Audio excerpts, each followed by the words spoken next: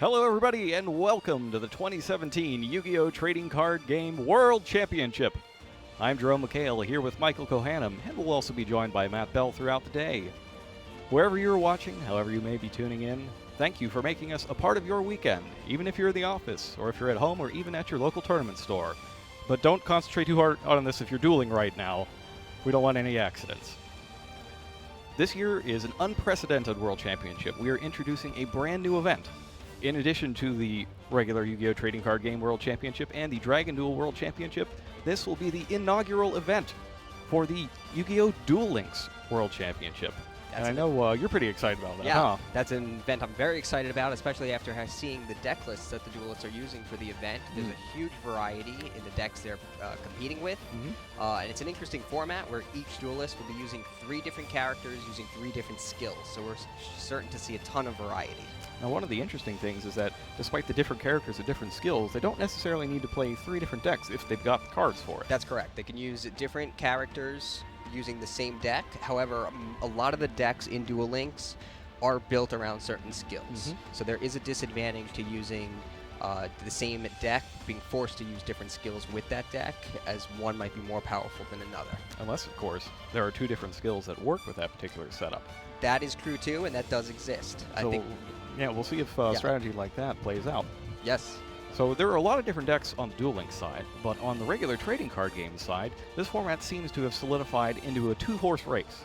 One, True Draco, the deck that dominated the, well, actually, it didn't really dominate the North American WCQ, but it did win. It did win with a minor Zodiac engine. However, the Zodiacs this weekend are nowhere in sight as the special World Championship Forbidden and Limited list takes out most of the top contenders from that deck. Now, if you want to check out exactly what rules the duelists are playing under this weekend, and the rules that you at home will be playing under this weekend, if you participate in the OTS celebrations of the World Championship, you can find those on Yu-Gi-Oh! Card.com. Head over to Organized Play, and you'll be able to find everything you need to know about your World Championship celebration. So if you get a chance to head out to that this weekend, absolutely do that. But as a result, Zodiac Broad Bull and Zodiac Trident and Zodiac Barrage are all forbidden in this event, and Zodiac Wrap here is limited to 1, so you don't really have that mini engine to summon Decode Talker that you might want to use as well. So we're not expecting to see many Zodiac cards, or any Zodiac cards, this weekend. No. True Dracos, on the other hand, they're all over the place. They're everywhere, and dinosaurs as well. Now, we didn't see a whole lot of the dinosaur deck in the qualifying season in North America or Europe, but it's been pretty big over here in Japan for quite some time now. Now, in this particular tournament, one of the natural predators of the dinosaur decks, it's very special summon heavy, is Max C. But Max C, due to its limited status outside of Japan, is also limited for this event, and that gives the dinosaur combo deck with Yang Zing a huge advantage.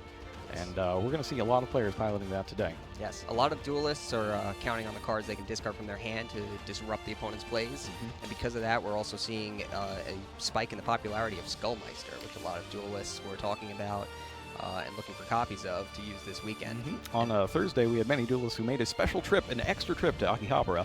Well, I mean, it's fun anyways, but they had a particular purpose in mind, to go find as many copies of Skullmeister as possible for their decks. Yes, and that's a card we really haven't seen much success for in the United States recently, but appears to be a defining card this weekend. Yeah, I would not be shocked if we see a whole lot of that. And of course, Ash Blossom and Joyous Spring, which has been a tournament staple since it came out in Maximum Crisis, is also seeing a lot of play here. Yes. All right, now forget all that about dinosaurs for the moment, because our first feature match is between Aaron Furman of the United States and Ryan Slott from Oceania, Australia, I believe. Yes. And they are both playing with True Draco decks, although they're doing it 2 different ways. That's right. Slot is using an interesting build that involves Alistair, the Invoker. Yes, I actually like the Invoked deck a lot. The thing with True Draco is that it doesn't really have access to its extra deck very often, because you just don't really want to consolidate those True Dracos, smaller True Draco monsters, into extra deck monsters. But here, now notice that the new rules are in effect. So basically what we're using is all the cards up through Starter Deck Link Strike, but not Code of the Duelist. But that also includes the changes to the rules that add the extra monster zone. And True Draco doesn't really use that a whole lot. That's right. So what Ryan Slott has done here, and you can see he's activated Magical Meltdown to get Alistair the Invoker, is that he's decided to make use of that extra zone and the special summoning capabilities and power that comes with it by adding the invoked cards. Yes. So Magical Meltdown hits the field, and Alistair gets summoned to search for Invocation. And one of the great things is that you don't just lose your normal summon for the turn on Alistair the Invoker, because the effects of the True Draco continuous spells give you additional summons to use on your tribute summons. That's right. It's really cool. It's interesting. Furman, while not taking advantage of the invoked monsters in his extra deck, is actually using those extra deck slots differently to use popular monsters that he can hit with Ghost Reaper and Winter Cherries, which he uses 3 copies of in the side deck. Yeah, so if you didn't have Skullmeisters, or you couldn't get your Skullmeisters in time for this event, the backup strat is Ghost Reaper and Winter Cherries to take out Denlong. Yes, that's likely to be a defining synchro monster in this format. So we're still shuffling up after the search for Invocation. Now is Aaron Furman using Metaltron 12? Because that was the other interesting tech card that I've been seeing a lot of in these deck lists, but I don't remember if he's one of them. He is not. I thought I only saw one duelist using it, but there might have been another. There are at least 2, but one of them could be over in the Dragon Duels. Ah. So Metaltron 12 is the slightly bigger brother than Masterpiece, who wasn't ever quite as successful. Yeah, but that card's insane. Yeah, he's got bigger numbers on him, and he can become immune to all 3 things, but he hasn't really seen a whole lot of play because he's just not as efficient. Yeah, so Slot activates Wonder Wand, which is fantastic here, as he gets to trade in his Alistair for 2 new cards, and an Alistair in the graveyard is almost as valuable as an Alistair on the field. It's probably even better because you got the extra value out of it. Absolutely. Now the thing to note is that Invocation can banish that Alistair from the graveyard. Disciples of the True Draco Phoenix is activated, and Slot uses its extra normal summon ability to tribute summon Dynamite Knight, and then follows up with True Draco Heritage, activates its other effect to draw 1 card as 1 True Draco or True King type of card was sent from the field to the graveyard. This goes back to what you were saying earlier. Even though he technically used a normal summon on Alistair, it was irrelevant since he was able to gain the additional 1. And as you can see, he's essentially normal summoned 2 more times thanks to each of his spells. Yep. So he's got Ignis Heat and Majesty Maiden, and you can see Aaron Furman shaking his head. This is a way better opening than he really wanted to play against in round 1 of the World Championship. Yeah. Pot of Desires follows up next, banishing the top 10 cards face down to get Ryan Slot 2 more cards from the deck. Furman either doesn't have the Ash Blossom and Joyous Springs that he runs 3 copies of to stop it, or declines to stop it with Ash Blossom. I feel like he would have used it I think so too. significantly earlier, probably on the Wonder Wand.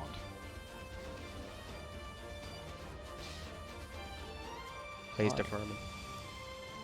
Furman certainly looks like he's behind. Yeah, the problem is, as soon as he starts activating cards, Slot is going to start getting even more cards. Yes. He's got both Ignis Heat and Dynamite Knight. So that'll get him a spell and a trap card. Well, you can only use 1 each, but that also plays to Slot's advantage in that after the first card, he can search with 1, and then based on that information, even if Furman changes his plays, Slot can change his plays as well to go get the other trap card if he needs it. Yes. So basically decide whether he's going to get Return or Apocalypse. Of course, no duel here is over until it's actually over. These are all the best players in the entire world. If anyone can turn it around, it's the players in this tournament. I like that start. He sets True Draco Apocalypse and then tributes it off for his regular normal summon for the turn for his own Dynamite Knight. The effect of Apocalypse activates, and he's able to destroy 1 monster on the field. The good thing here is that he gets to choose which one, so he can force Slot to make the decision that's most beneficial to himself first. And it appeared that he had chosen Dynamite Knight to get a trap out there. Yes.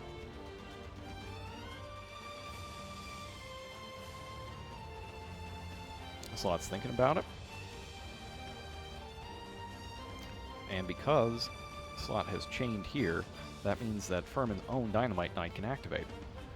So that's going to be pretty good. It gets him 2 tributes on the field. If he could get a True Draco spell card... Oh. Okay, so Ghost Ogre and Snow Rabbit will destroy the Dynamite, but it will not negate its effect. Correct. So Furman will still be able to play a trap card from his deck, a True King card. He's going to get Return. That's a good idea, because he can go ahead and get back Dynamite. Yes. Then the chain will resolve. Dynamite's destroyed. True King's Return hits the field, and now Slot gets to choose which trap card he wants. There are 2 possibilities. One is True King's Return, which we saw from Furman. It has 2 abilities. One that special summons a True Draco or True King from the graveyard each turn. However, that is the only special summon you get for the turn. The other one is during your opponent's turn, you can tribute summon during their main phase. And those are its on-field effects. It has a third effect if it's sent from the field to the graveyard, which targets and destroys a monster. Yes, that's one of the most powerful things about all of the True Draco spell and trap cards. And that is what happened to Slot's Dynamite Knight. Yes. True King's Return is on both sides of the field. And we shuffle up. So it's going to be interesting to see where Furman goes from here. One way to deal with a situation like this is to just try to get Masterpiece onto the field. In these decks, there aren't a whole lot of spell cards that can deal with Masterpiece. So if you can get it with a monster and trap immunity, that essentially protects it from all of the major things you're going to have to deal with here. Slot's advantage, though, is that he has that extra deck capability. That's true. And he can just get something that's far bigger than Masterpiece, which he can because he can boost any of his invoked monsters over it by discarding the Alistair. Pot of Desires is up next. And that gets hit by the Ash Blossom. Ash Blossom and Joyous Spring. Ugh. Furman banished the top 10 cards of his deck face down, gone from the duel for good, and gets nothing in return. That's going to make you sweat in round 1 of the game. So Slot, out of all of his draws on the first turn, gets not only a very impressive board, he also gets the cards in hand to back it up with both Ghost Ogre and Ash Blossom. All right, Furman sets one card to the back row and play passes to Ryan Slot. Not looking super great for Slot. What do we have on Furman's side in terms of traps? Is it just the Draco cards, or does he have something else? He uses, in addition to 3 copies of True Draco Apocalypse and True King's Return, he is using a Skill Drain, a Solemn Warning, and 2 Solemn Strikes, which I believe are the maximum allowed in this tournament. Yes, that's correct. Solemn Strike is semi-limited in Japan, therefore it is semi-limited for this tournament. And if you're wondering how that list is decided, it's basically we take the FNL lists from all over the world, combine them together, and whatever the lowest number of a card that's allowed is the number it's allowed at. Wow, Slot had Max C, and when Furman used the effect of his True King's Return to bring back Dynamite, he chained it. No reason not to, because that's the only special summon in Furman's deck. Yeah. That's a powerful opening hand for Slot. Yeah. And he got how many extra cards in that first turn? He got 2 draws off of Wonder Wand, he got a search off of Alistair, he got 2 more draws off of Pot of Desires, and he got another draw off of True Draco Heritage. So he essentially got more than an extra starting hand off of his various draw cards. And that's why many players believe that True Draco is the best deck for this tournament. Yeah. Seems to be a split opinion, though, as a lot of players are playing the Dinosaur deck. It is, and it's very along territorial lines. So North America has very largely gone with True Draco. Japan has very largely gone with dinosaurs. Only one member of each team has dissented and played the other. Interesting. We'll see how those duelists do compared to the rest of their teammates. And we do see that Furman had the strike, and he's able to take out Ignis Heat there. If he is to make a comeback, that is how it starts. And now he activates the Tribute Summoning effect and gets that Masterpiece down there, immune to monsters and traps. And that is what Furman needs to happen if he's going to get back in this duel. That's exactly what he needed. What spells does Slot play that can destroy it? None. All right, he's likely going to need to attack over it. None. He has to attack over it. So he's got the Invocation that he can use to pull out something. But with Masterpiece immune to monster effects, I would assume that he would want to play Mechaba, but I don't believe that works here because if Furman... Yeah, it won't be able to negate the effect of Masterpiece because it's immune to monster effects. So it goes with Cositus. Ah, that's one that we don't see a whole lot. That is a very high defense monster, and it is, I believe, invulnerable to card effects, but I will check that for you in just a moment.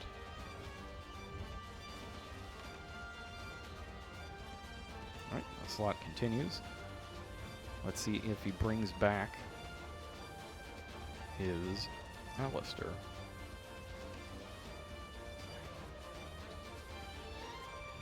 Cositus alone won't get over the Masterpiece since it only has 2,900 defense points, so I'm not entirely sure what the plan is here.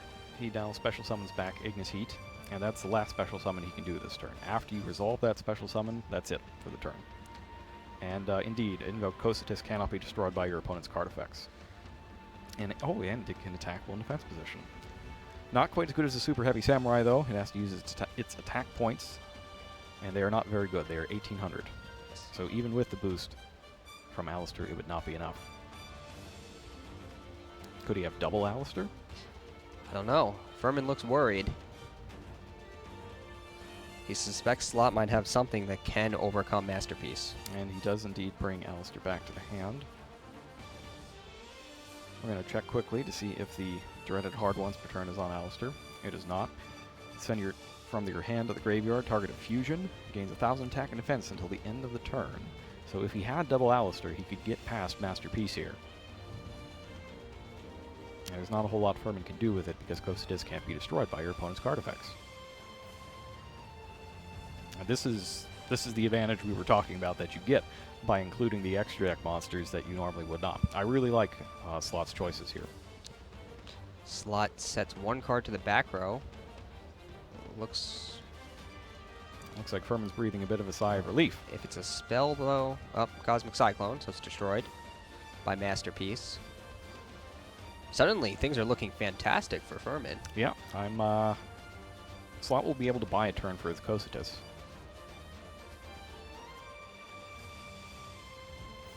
But it looks like Furman has got what he needs to try to turn the corner on this one. The problem is there's going to be this kind of constant revival effect, where Slot will have a chance to dig for even more cards. It's going to take a while to get through that if all he has is Masterpiece. Now we see Furman activates Disciples of the True Draco Phoenix, and he's going to use it to Tribute Summon. Yeah, that's a good one, Majesty Maiden. Yes. Majesty Maiden is going to help him to get more threats to try to get through this board faster and get some damage into Slot before he can recover. He'll use the effect of Disciples, or at least he's considering using the effect of Disciples. If he uses it, he can destroy True King's Return or Magical Meltdown if you'd rather.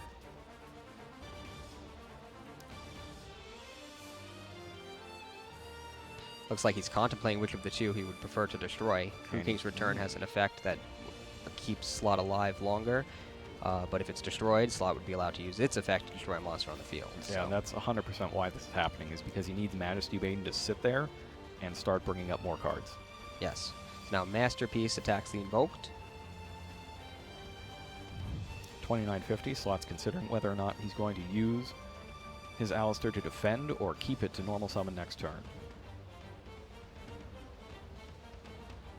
I really think Majesty Maiden has been underrated by a lot of people. Yeah, the deck lists are actually interesting because a lot of players are using 3 copies, and a lot of players are using none or maybe 1. So it seems that the opinion of Majesty Maiden drastically differs among top competitors, and I think a lot of the indecisiveness is actually drawn along regional lines as well, where players from certain countries favor it more than others. Looks like I think the U.S. players are actually running more Ignis Heats, it seems. Yeah, we saw that at the WCQ. I actually I prefer Majesty Maiden in this particular format. Yeah. Because I think it's important to be able to continually you play so few monsters, right? And you need to be able to keep getting them out of your deck, especially Masterpiece, since it's limited to 1 in this tournament. Yes, that's a big deal, and also Draconic Diagram is also at 1, so it makes it harder to dig for Masterpiece. Furman is using 2 copies of Maiden and 2 copies of Ignis Heat, so he's sort of hedged. And it looks like Maiden got taken out by... Was she taken out by Ghost Ogre? I think True King's Return. Oh, True King's Looks Return. like it was destroyed. So it probably destroyed the Maiden. It appears that Slot opted not to protect his Invoked monster with Alistair. He let it get destroyed, and here comes a new invocation. Okay, so what happened there was Ash Blossom negated Majesty Maiden, and then after the True King's Return was destroyed, it in turn destroyed Majesty Maiden. So Ryan Slot picking up a lot of cards that he can just play straight from his hand. He's got multiple Ash Blossom, the Ghost Ogre, Max C. But that's what happens when you can draw through that many cards of your deck. Yeah. Invoked Rage in here. I like Invoked Rage in a lot. It is Book of Moon on legs. And that's what you get for fusing Alistair with a wind monster. Now, Invocations, important to note, can fuse from either player's graveyard. Yes, so that really broadens the attributes that it can use as materials, which makes it really easy to grab the monster you need. Unfortunately, Radiant is still weaker than Masterpiece, and Masterpiece is still immune to monster effects. Yep, doesn't do anything about Masterpiece. So if he could use Alistair to increase its attack points, but he's summoned in defense mode, so it looks like he doesn't have it. No, you can't increase Raijin quite enough to defeat Masterpiece there. I believe Raijin only has 1,800 to start. I thought it was higher. Let me check. Is it 22? I thought it was. I thought it was at least 2,000, which is all it needs. It's 22. Okay. 2,200, but he's on the defensive against Masterpiece. Yeah, Masterpiece would just destroy Raijin in that case. Yeah, so these invocations are summoning really cool, really powerful monsters, but they're just getting destroyed by Masterpiece. Pot of Duality comes down for Furman. You can see True Draco Apocalypse. He's got the super rares from the newest OTS pack, which I think look quite nice. Same with the Disciples of the True Draco Phoenix. Looking between that, Cosmic Cyclone and Ash Blossom. That's an interesting choice. I think I like Cosmic Cyclone here because you want to be able to preempt another trap, or at least when it's flipped to take it out. Yeah. But given all of the searching effects that Ryan's been up to, I can certainly understand why he's taking Ash Blossom here. It's one way to stop the Alistair train. Yeah, and Masterpiece is just taking this duel back one monster at a time. Furman has quite a big supply of continuous cards in his graveyard.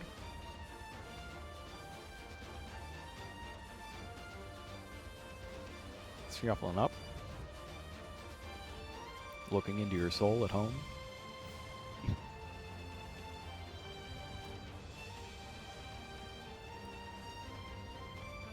And we're going to finish this shuffle and get back to the action. Players want to make sure their decks are sufficiently randomized. If ever there was an important time for it to be, I would say the 2017 World Championship is one of them.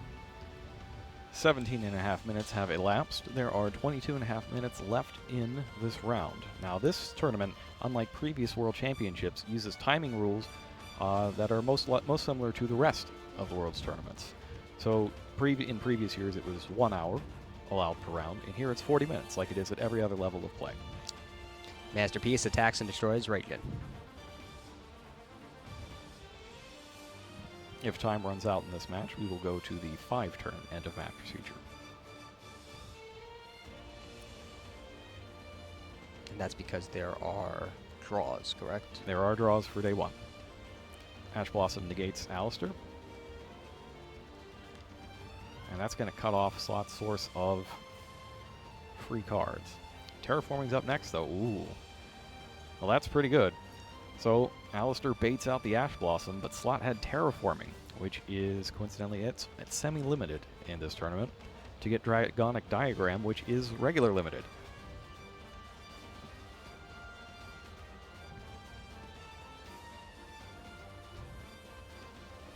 So that could be...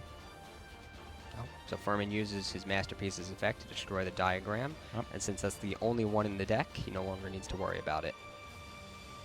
That's a much stronger play in this tournament than it was in previous tournaments back in the United States, as a lot of times destroying diagram would just prompt your opponent to activate another one. Yeah, especially if you had 3 copies of Terraforming, 3 Dragonic Diagrams, and actually another card that's seeing a lot of play here to either replace Terraforming or just to play an extra package of cards that gets you more searching for the cards you need and other cards that will mess up your opponent is Set Rotation. Yes, Set Rotation is huge, especially among the players who are local to this area. And it seems like a lot of the players from overseas in our territories have picked up on it as well. We spent a lot of time wondering, so what do we do if we have Gateway of Chaos added to our field? How do we get rid of this without spending any of our own cards? And the best I was able to come up with was run a copy of Lord Gaia the Fierce Knight in your deck. Get that 2300 Cyber Dragon. Swift Gaia the Fierce Knight is actually, was a card that was used a lot in Duel Links during the qualifying round for this World Championship. I did not see it, however, in any of the deck lists for this weekend. No, they wouldn't play Swift Gaia. They play Lord Gaia. Lord Swift Gaia Lord is Lord Gaia. Lord Gaia is from the movie pack. Remember, that's the one from the movie when Yugi Infinite Loops Igami. Ah. Cool. It's the one that keeps changing its attack points whenever something bigger shows up. You can get if you haven't seen that scene in the movie, go watch Yeah. the movie. Go watch Dark Side of Dimensions. It's fantastic. it was You'll great. love it. It's a great movie. You can get any Gaia though, right? With Dimension. Any Gaia the Fierce with, Knight, yes. It's just I like with Chaos, Lord Gaia because it's a cyber dragon, but Yep. bigger. Yeah, I don't know. I was thinking Swift Gaia. Because you've been playing all this Duel Links. It is all that Duel Links. I have been playing a lot of Duel Links. That's okay. We got round 2 of Duel Links next after this. I'm excited for it. Looks like Furman takes the first round as Slot was unable to beat Masterpiece. Yeah, at this point you concede for time. Yeah, And one thing that we do note is why that took a little while is when you are conceding here at the World Championship, you basically have to get it approved to make sure that it is not for any untoward reasons. yes. There's a lot of fierce competition at this event, and we just want to make sure that everything is on the level. So these players will get back the time that it took to get Andrew over there. Oh, Andrew Bowling is your head judge for this tournament. If you're watching us in North America and have played in a major Yu-Gi-Oh event, particularly YCS's, you know who Andrew Bowling is. He's always there. And he's also one of the most experienced judges on the World Championship level as well. So all of our duelists are in excellent hands this weekend with Andrew and his team. Absolutely. As for side decks, well, it's interesting that Slot is kind of side decking into the Card of Demise build. So he's got his Invocations, Wonder Wands, and stuff in the main deck, but Card of Demise is so good and so powerful that he felt the need to add it to his side deck to switch in between games. And I'm wondering exactly what his plan on that is. Is it a if I'm going first versus going second kind of thing? What do you think about that? Like what would make you side deck Card of Demise instead of just playing it? Might be the matchup. It might be in this matchup. It's Mhm. better than it would be in the dinosaur matchup, Mm. where you are liable to get destroyed pretty quickly. I think this is going to be a first versus second. You think because just he's also going got first his, is better to guard a demise? Yeah, because he's also got his Solemns all on the side deck. That could be. So presumably because he knows he's going to get the chance to go first in this duel, he's going to side in his Solemns and all of his draw cards and just try to do a lot of what he did in the first duel and power through his deck as fast as possible. But this time try not to lose to Masterpiece. Yes. Another thing, actually, Robert Boyajian was telling me about. In the United States, a lot of players were reluctant to use Card of Demise with a bunch of monsters whose effects activate from your hand during your opponent's turn. Right. We are not seeing that this weekend. Players are not afraid of that. If they're willing to take the risk of drawing Ash Blossom and Joyous Spring or Max C or Ghost Ogre and Snow Rabbit after activating Card of Demise because the card is too powerful for them to not play in this tournament. And not only is it that powerful, there's also the whole numbers argument. You have fewer Card of Demises than you do all those other cards. That too. And it's not like, let's say you're going second, you're going to get a chance to play those cards anyways. Yes. Card of Demise is semi-limited in this tournament. Correct. And Furman is using 2 copies in his main deck. Yes. And Slot had him inside as well.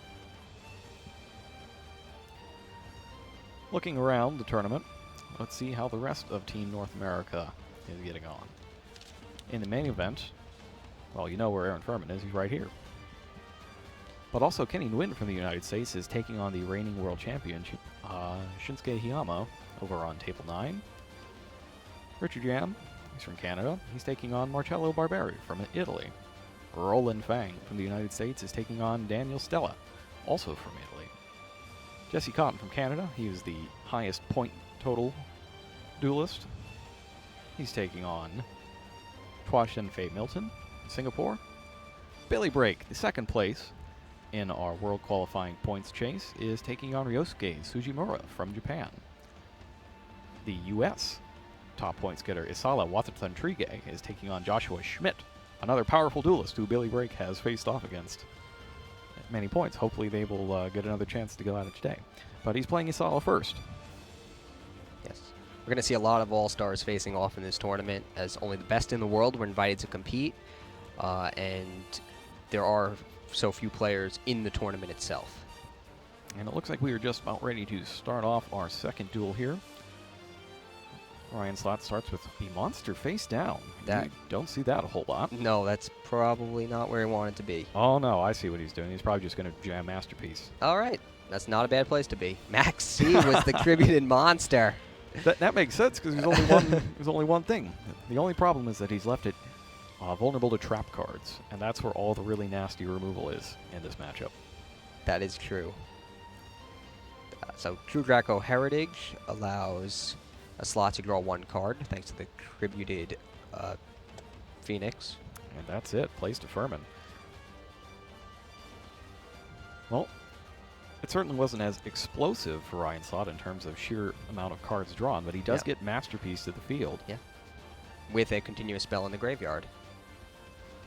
Furman activates Twin Twisters. He's targeting his own card and the True Draco Heritage. That's got to be a It's Draco trap. definitely, yeah, True Draco is. Trap card taking down the Masterpiece already. It is. As soon as Masterpiece hits the field for Slot, it bites the dust. And then oh no! Heritage to draw 3 cards. Draw 3 because it counts both sides. Oh man! Monster Spell and Trap all to the graveyard. Aaron Furman is just destroying Ryan Slot.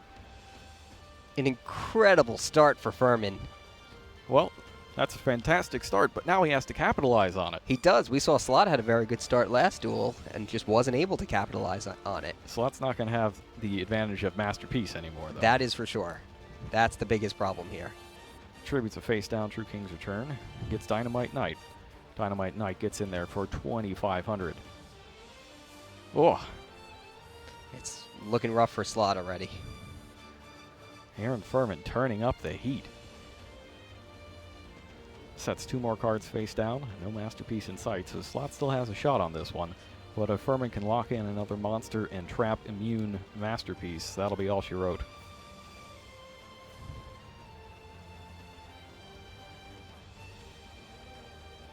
Slot thinks about it. Checks his graveyard.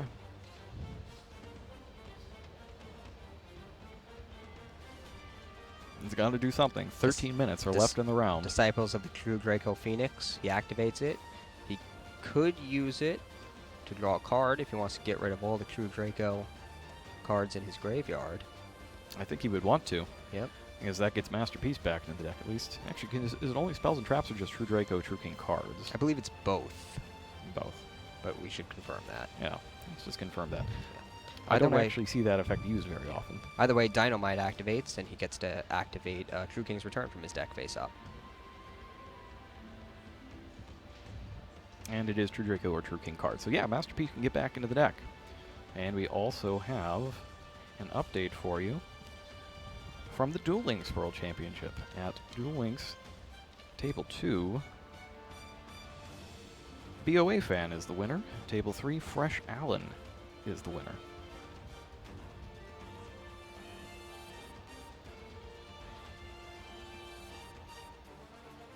Table 4, Tutpup is the winner.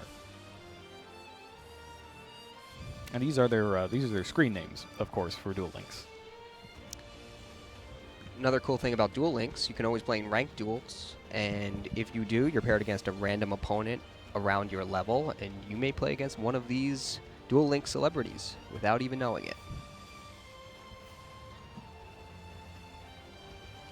Alright, so we are shuffling up here.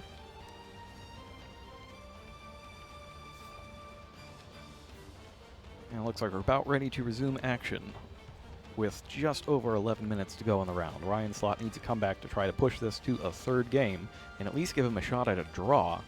Taking a loss in the first round would be hugely devastating because you only get 5 rounds. Yes. After 5 rounds today, well, here's your tournament schedule for the main event. There will be 5 rounds of Swiss today. After those 5 rounds, we will cut to a top 8 and we will play the quarterfinals tonight. That's right, the quarterfinals will be tonight following round 5. After that, the 4 remaining players will be the ones that advance to Sunday. So that's another way that we are breaking from tradition this year. Yes. Slot uses the Draco Phoenix card, as we predicted, to send back all of the True Draco and True King cards in his graveyard to draw 1 additional card. I've got a further update in the main event. On Table 8, Alejandro Garcia is the winner. He was taking on Maxime Abremont from France. Updates on where our Duel Links winners are from. Tutpup is a duelist from Sweden. Fresh Allen is from Puerto Rico. And BOA Fan is from South Korea.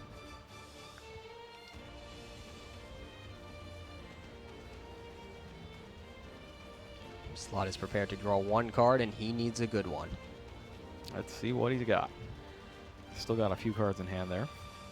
Ooh, Alistair the Invoker. That's not a bad one. Definitely not a bad one. He sort of shrugged when he drew it. If he gets hit by a strike, though, that could hurt. Yeah. Let's see if what Furman's got. Unless he already has the invocation. Well, he's not allowed to activate the effect if he has the invocation. That would be cheating. There's only one copy in his deck? Only one Is that copy. correct? Yeah. Okay. You are correct.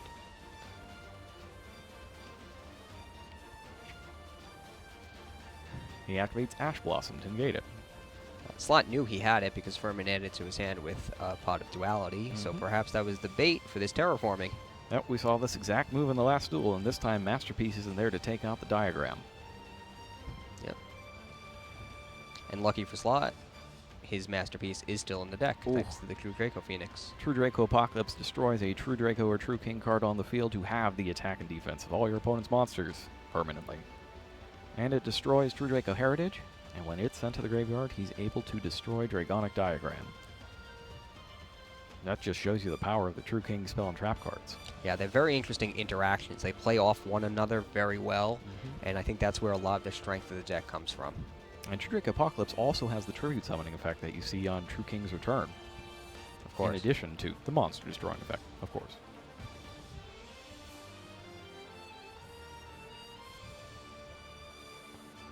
All right. Well, Plan A didn't work.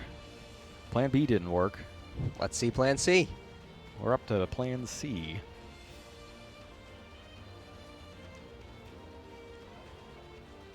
First, we have to finish Plan S and shuffle up Ryan's deck. Gives Slot a little more time to think over his moves. It does. Time in short supply, though. Yeah. With 8 minutes left in the round. Time is in short supply. Plus a little bit of stoppage time for needing to call a judge for the concession in Game 1.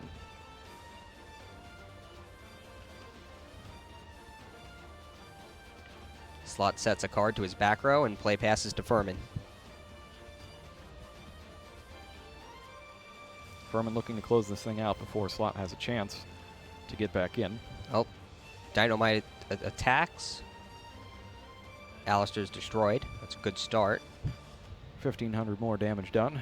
Ryan Slot's now playing on Duel Links life points. Slot draws and needs another good card. Got nothing, shakes his head. Card of Demise. Now he's got some other stuff. That's a pretty good card. It's 3 more good cards. Hopefully good for Slot. And as he takes a look at that, we've got another update for you. Looks like Billy Break has been defeated in the first round by Ryosuke Sugimura.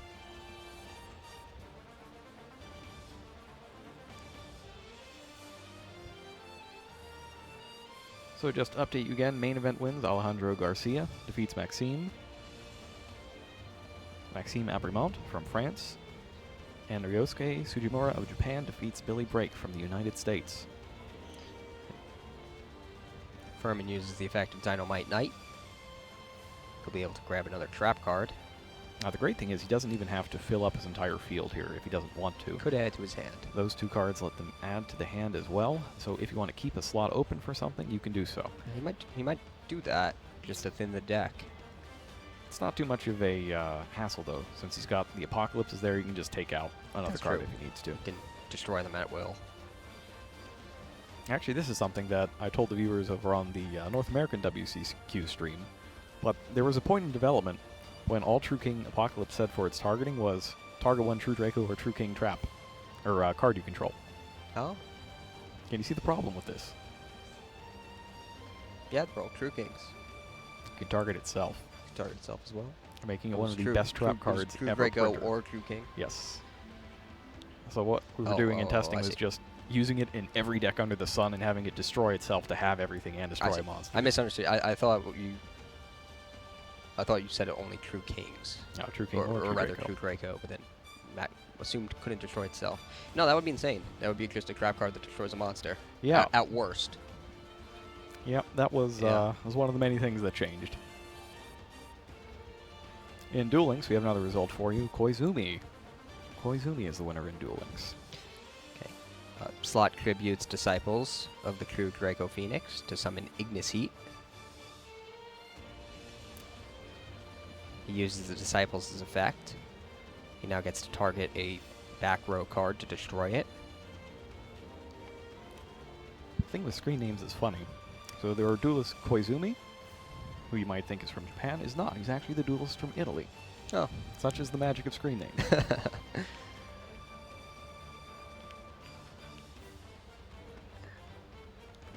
At table 2, we have another main event result. Roland Fang has defeated Daniel Stella of Italy on table 2. Fang is the renegade dinosaur player, right? He is.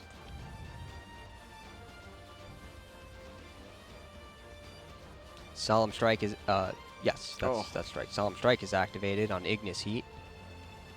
Ignis Heat is out. Furman takes his first life loss of the duel. And Ryan Slott, despite getting that card of demise, has not been able to get those cards to stick. But how about another 2? Why not? That could help. If you draw 3 cards, why not draw 5 cards instead? True Draco Apocalypse went down thanks to the Disciples' effect on Slott's side of the field. In case anyone at home was wondering what happened to that. The strike then negated and destroyed the Ignis Heat when its effect activated. Still a lot of work to be done for Slott, and not a lot of time left to do it as he sets 3 cards face down and ends his turn. He has no hand to discard in the end phase, so it's the perfect way to use Card of Demise. If Furman can get another monster on the field, he can probably take this, because I don't know what could be there to stop it. It could be a combo of Waterfall of Dragon Souls and a True King Trap that could put a monster in the way. Yes. But other than that, I don't see a whole lot that Slott could do if Furman could field another attacker. Yeah, of course, Furman doesn't know he's not playing one of the Mirror Forces or something like that. That's true. And you see 4 back rows, it could be scary. And he does not have another monster anyway, so it's kind of a moot point. 1,000 points left for Slott. Slott 2.5 minutes to go. Slott will need to trust in the heart of the cards to get exactly what he needs here. And I noticed that it was in fact the card of demise. He did side it in for going first, because it wasn't in his deck to begin with. Second Pod Desires. He couldn't use it last turn because you can only activate 1 per turn, but he's really running out of cards in his deck since he just banished 20 of them. And he is playing 16, 18, 34, 41. 41 cards. Nevertheless, Furman uses, again, Dynamite's effect and gets to play True King's Return from his deck face up on the field. He's gradually just amassing cards that pull him ahead of Slott, even with all of Slott's card drawing. And with, well, that's part of the power of the smaller True Kings and True Dracos. Those are really the backbone of the deck. Yes. Masterpiece is just what you use to physically win the duel, but the smaller ones are what makes it so that you can't lose. Yes. We have another main event result for you. From table 4, Yun Kang Ho defeats J.Y. Sharif of the UK. That is Yun Kang Ho of Malaysia, I believe, defeating J.Y. Sharif of the UK.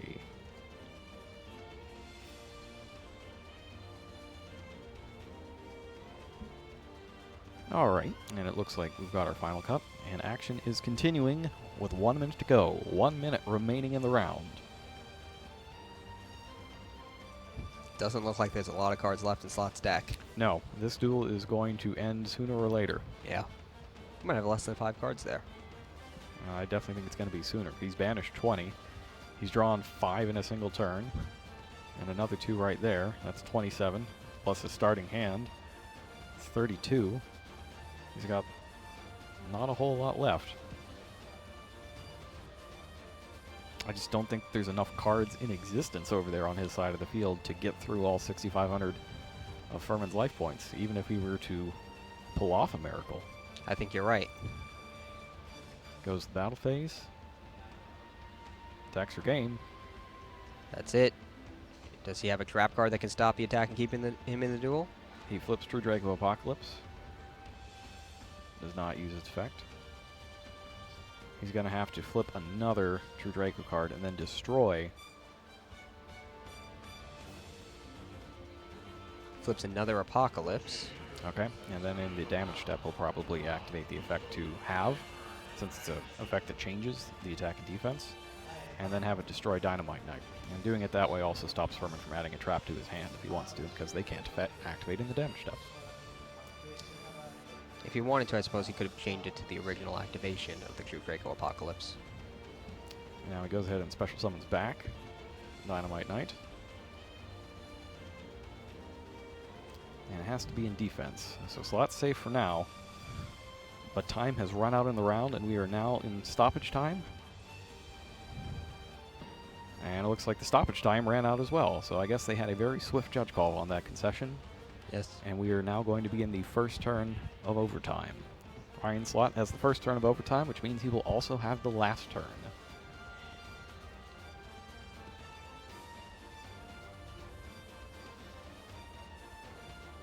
What you do, essentially, is you count the current player's turn as turn 0. That's the last regular turn. And then 5 more turns following that. Disciples of the True Draco Phoenix is pretty good here for Slot because he can send cards back into his deck.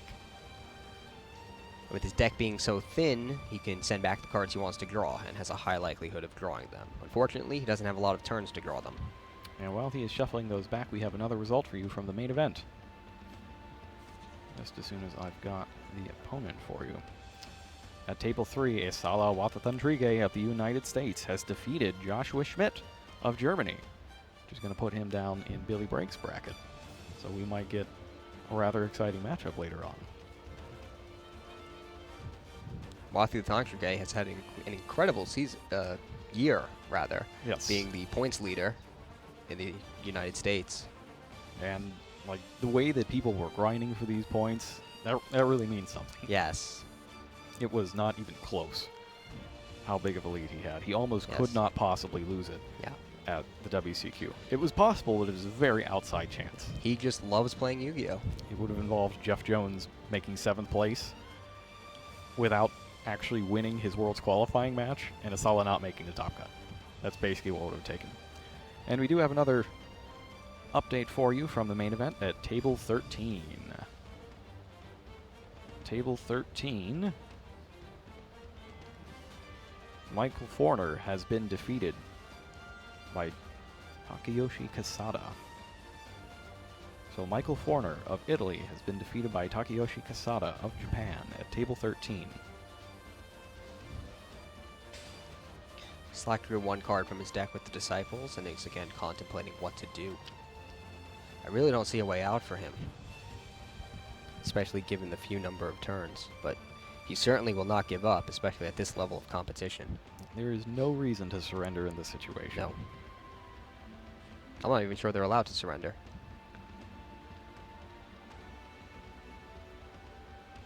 There's no strategic benefit to it. Disciples goes to the graveyard and Skill Drain is destroyed. Slot sets 1 more to his back row, followed by another card. Wouldn't surprise me if we just see Furman use Crew King's Return and attack for game on his next turn with both monsters. Another card of Demise. Oh my. I do wonder if Slot has any monsters in his deck. Well, he sent Ignis Heat back with the Disciples of the True Draco Phoenix, so he has at least that 1. I just kind of get the impression that all the rest of them got banished by those 2 Pot of Desires. It's very likely. He definitely doesn't have a lot, because we know half of his deck is just removed for good. All right, we have another update for you. The results are starting to roll in now that we're into overtime. Over on Table 7, we have a draw. A draw between Chua Shen-Fei Milton and Jesse Cotton. Jesse Cotton is only 17 years old and qualified for the World Championship on points. Yes, he was the leader in Canada. Yeah. It's an incredible experience to be flown here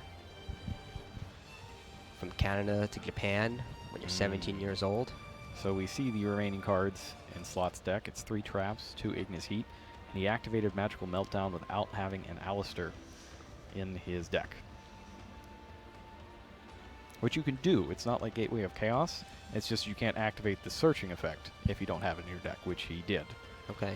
So essentially he has to show Furman the remaining cards in his deck and then shuffle them up, and he takes a procedural error warning for it.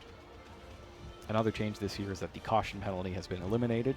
These duelists are playing with the same competition rules that you and I do back home, essentially. Everybody who played in the WCQ knows how this works. You get warnings, and if you keep doing the same things, they get upgraded. Yes.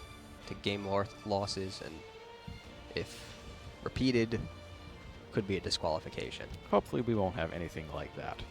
We'd like all of our matches to be decided by the duelists. Yes.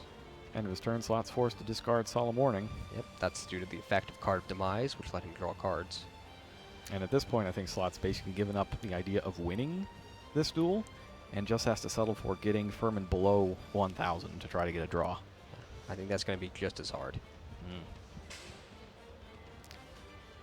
Dynamite Knight attacks. Slot uses True Draco Apocalypse to destroy Disciples of the True Draco Phoenix.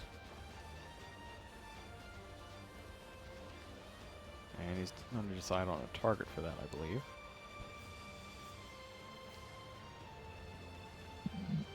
He'll hit the face-down card, seeing no immediate threat from the 3 face-up cards. It's Cosmic Cyclone. That's been down for a while, right? Yeah. He's declining to activate it, I assume because they're in time. Did he get that from a Pawn of Duality earlier in the duel, or was that last duel? I think that was last duel. Oh, that's right. It was Ash Blossom this duel. Yes, he had the choice of Cosmic Cyclone and Ash Blossom. He went for the Ash Blossom. You're right. He could have changed it, right? Yes. He chose not to preserve life points. I'm not sure what stopped the attack here.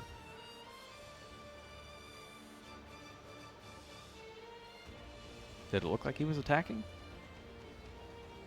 He did attack.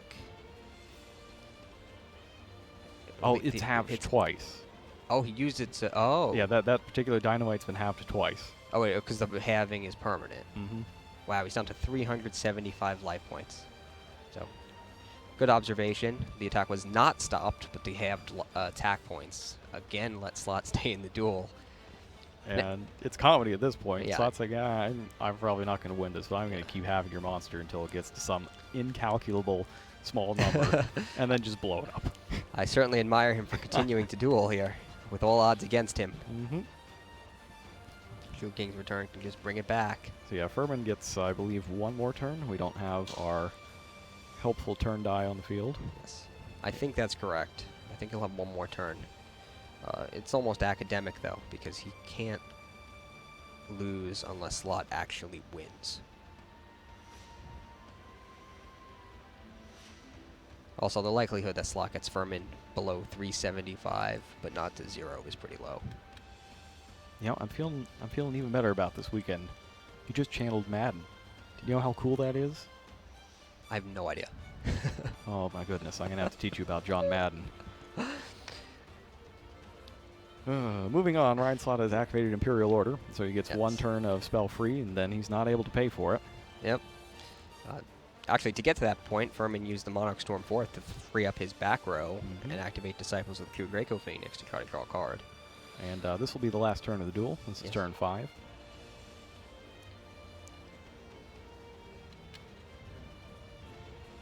And Slot hasn't got a whole lot. He can't do anything. Yes. Aaron Furman wins the duel in time and takes the match 2-0.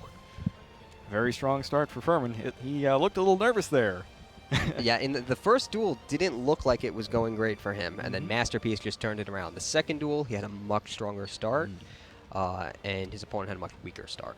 Oh, that's the thing. Like, in these duels, fortunes can swing in an instant. Absolutely. That's Yu-Gi-Oh! Between all of those draw cards and the power of Masterpiece, you know, all sorts of stuff can happen. Yeah. That's just one of the great things about Yu-Gi-Oh! So, I think really the turning point on that one was it's a tale of two masterpieces. The first one was immune to monsters and traps. The second one was not. Yes. The first one was victorious. The second one was immediately destroyed by a trap because it wasn't immune to it. Yeah. And I think that's going to be a key for this mirror match. And the thing is, if you can get your masterpiece immune to the right stuff. Yes, although we did see Furman win that duel, I don't even think he summoned Masterpiece in the second duel. No, I don't believe he did either. So as much of an impact as Masterpiece has, it's far from critical to actually winning. It was wild, though, because he had that one monster the entire time. Yes. That one Dynamite Knight went through all sorts of terrible troubles and trials and tribulations.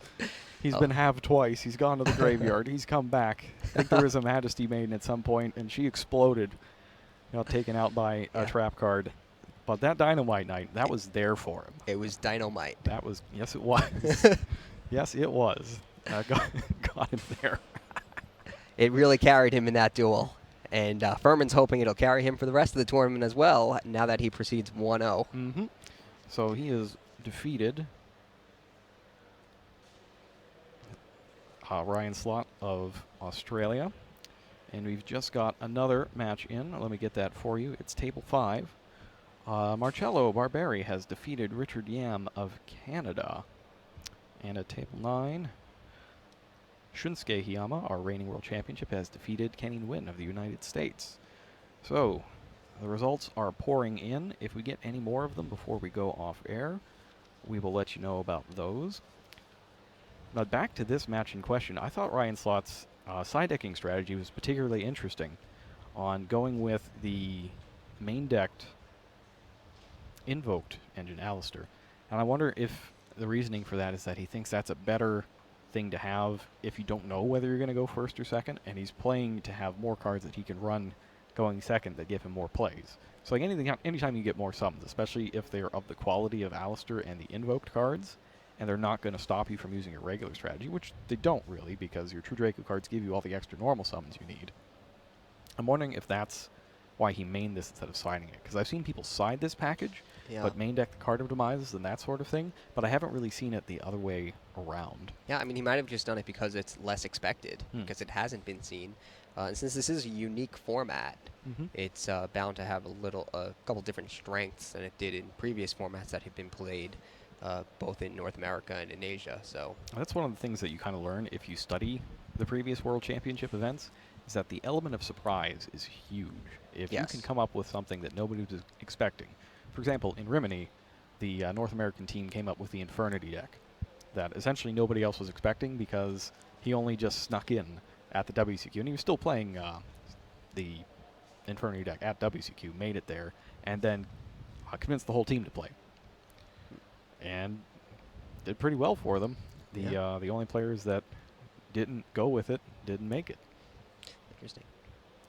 It's also a different tournament because we don't have as many rounds here as you have at a YCS in the United States. So you really want your deck to have the potential to do great things.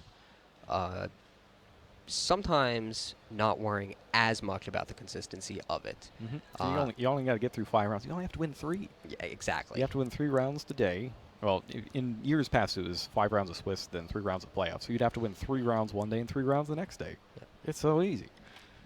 You only have to win 6 rounds compared to 16. Sometimes. I think some 3-2s didn't make it in past years. So, but even so, you can take more risks, which is kind of counterintuitive because for these players competing in the tournament of their lives, they want to play the safest deck possible. They don't want it's just natural to think, I want to play a deck that is consistent, that I'm comfortable with, that I know I will draw a hand that I can play well, and where I won't just lose the duel immediately because of bad draw. And we've just received another, sorry to interrupt you, but we have received another update from the main event. Tayden Williams of Australia has been defeated by Pedro Salto of Mexico. So Pedro Salto of Mexico takes the win at Table 10, and there is only one table left in the main event. But yes, back to what we were saying about the element of surprise. Yes. I believe you're familiar with the duelist that I'm going to mention here, Jarrell. I am. Jarrell Winston a few years back. He's from New York like me. He brought Exodia to the World Championship in Japan a few years back. And certainly took everybody by surprise, made it all the way to the top 8. Yeah, and that was actually another deck. Very powerful, but not that consistent. Right. But you don't need it to be that consistent when there's not as many rounds, but you do need it to be very powerful because you're playing against the best players in the world. Well, I mean, you win the duel. Yeah. It's a powerful It's ability. as powerful as it gets, and being able to do that quickly, early in the duel, without much interaction from the opponent to stop you, that's the type of surprising success we've seen in the past at the World Championship. And the other element of strategy there is that if your deck is powerful and the side deck cards that work against the decks that everybody else is going to be playing don't work against yours, that's another huge advantage. That is. It is just massive. Because let's say you found a deck that Ash Blossom couldn't touch. Like, Yeah. imagine such a thing theoretically existed. I mean, I'm pretty sure all the good decks right now get cards from the deck in some way, shape, or form. Yeah. Well, players are using a lot of anti-tribute cards, including Zombie World, and I even saw some Masker Restricts in the side deck. So the Invoked engine gets around that as well. So that might also be part of the decision to play the Invoke monsters in the deck. That players are using cards to beat True Greykos. No shock there. Players are not really using cards to beat Invocation. Now, you mentioned Zombie World there. That's interesting because we hadn't really seen that at all until about 2 or 3 weeks ago when it started cropping up in deck lists that were scavenged up from the 4 corners of the globe. Yeah, and now with set rotation being used as well, it's certainly seeing a surge in popularity. And if you're wondering why Zombie World is being used in this particular context, go ahead, look it up on the card database at yu-card.com. You can find it under the gameplay section, the card database there, and look up Zombie World. We'll leave you until our next main event round to talk a little more about Zombie World, but go ahead and see if you can figure it out yourself. Yeah, I think there's a good chance we might even come across it in a future match this weekend. But it's a good thing to look through all these cards and see if you can work out why people are playing them on your own, because that's what's going to help you grow as a duelist. The more you study the cards, their possible interactions, how they work within certain packages of cards, like Zombie World is with set rotation, for example, and its other companion is Gateway to Chaos. So you would play set rotation to give yourself Zombie World and your opponent Gateway of Chaos. Yeah, it also fits in well with decks that use terraforming to get your diagram, particularly because you can only use one copy of diagram in this format. So players are using terraforming just to get diagram, including Furman, actually, who's using 2 copies of terraforming with 1 diagram and nothing else to get with terraforming. But other duelists are using cards like Zombie World, so they have another option. If they've already drawn the diagram, used the diagram, lost the diagram. So it's, as you mentioned, part of a package. And we've seen it a lot in another deck where it cropped up a lot is the ABC deck. Yes. That's right, ABC's making a comeback. And one of the reasons that it is making a comeback is because of Link Monsters. So ABC is a deck that can summon Decode Talker at a benefit, because if you send A, B, and C, example, to the graveyard, you can get all of their abilities and the abilities of anything that was equipped to them. But it also puts them in the graveyard so that you can summon them back. Or you could even just summon your ABC Dragon Buster to begin with, then split it up, use those cards to play Decode Talker, and then just play another one. Yeah, but we do see players using Decode Talker in some of their extra decks. I think Slot was actually using Link Spider, right? Link Spider as well, just in case he gets stuck with a token. Yeah, I believe is the idea there. That's a good idea. Yeah. So there's only 3 Link monsters legal for this tournament. 2 of them made it onto deck lists. Yep, the first batch of them in Link Strike is pretty strong. They are. Maybe not enough monsters to use Honeybot effectively quite yet, but we'll get there. We do have a structure deck coming up in just a couple of months called Cyber's Link that introduces more Link monsters and more Cyber's monsters, and a lot of very good Cyber's monsters too. So that'll be interesting to see in the future. So, we do not yet have the final round, however, or the final match. However, the next match is scheduled to start in about 20 minutes, a little bit over 20 minutes. And that will be Duel Links, correct? That will be we'll have our first introduction to Duel Links, and you'll get to see Matt for the first time. He'll be tagging in for me, and he'll be here with Michael, and you guys are going to have a great time with Duel Links, I think. I'm very excited for Duel Links. Super excited. All right, well, that is going to wrap it up for us for round 1. Don't go away. Please stay with us as long as you can tonight. I know it's late in some of the places, especially in Europe, but stick with us. It'll totally be worth it. Oh, hang on. We just got the last result, and it is a draw. It is a draw at table 11. All right, that is all of the results from round 1. Thank you for watching. Stay tuned.